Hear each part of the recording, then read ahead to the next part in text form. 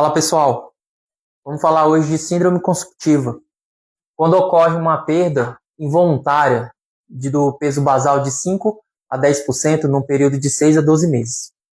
A anamnese, gente, é essencial, porque o paciente pode vir com essa queixa, o paciente pode não vir com essa queixa e o familiar relatar, ou no interrogatório mais direcionado a gente conseguir identificar essa informação.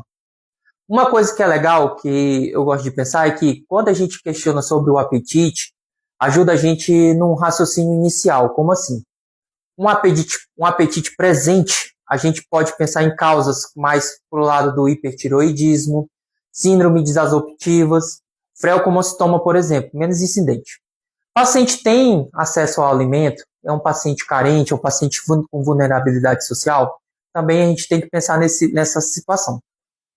Aqui, quando o paciente tem um apetite ausente, né, negativo, primeira coisa que vem à cabeça de todo mundo são malignidades. E não está errado.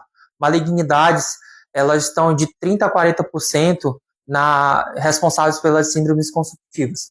Só que doenças do trato gastrointestinal, doenças crônicas como insuficiência cardíaca, DPOC, cirrose, DRC e outras causas neurológicas, além de doenças infecciosas mais arrastadas, como tuberculose, não necessariamente pulmonar somente, tá? A gente sabe que tuberculose atinge vários tecidos, praticamente todos os tecidos do corpo humano, né?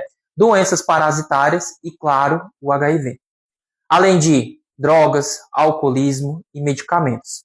Então, assim, quando a gente pensa nesse primeiro momento que o paciente está com essa síndrome consumptiva, nós temos que direcionar o nosso raciocínio com a anamnese. Essa questão do apetite pode ajudar, mas cuidado que ela não gera uma dicotomização total, tá? Não é porque ele vai ter apetite positivo que ele não vai ter uma malignidade, por exemplo, tá bom? Isso só ajuda no raciocínio inicial, mas como todo caso clínico bem estruturado e bem conduzido, nós temos as nuances e individualizar esse paciente, apesar de muitas vezes ele não seguir um certo padrão.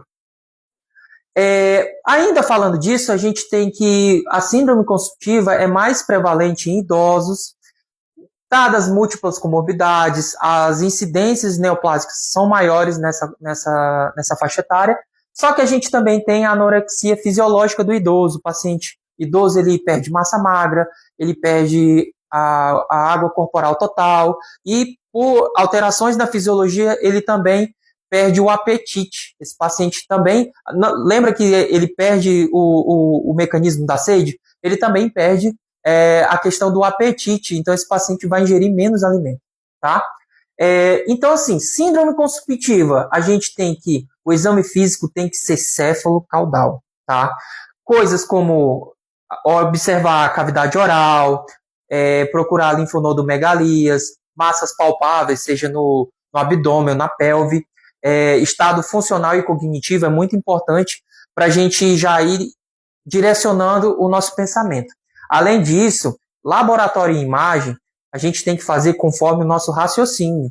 Não vale a pena a gente chutar para todo lado e não conseguir formular um raciocínio e ficar perdido no caso.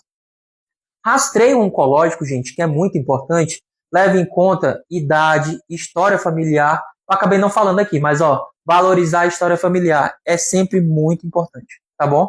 E hoje em dia a gente tem alguns rastreios mais sedimentados na literatura, como o câncer coloretal, câncer de mama e útero, próstata e pulmão. E claro, são assuntos que não dá para desmembrar aqui, dá para a gente falar em outro vídeo, tá bom? Esse foi o vídeo sobre síndrome consumptiva, espero que tenha gostado.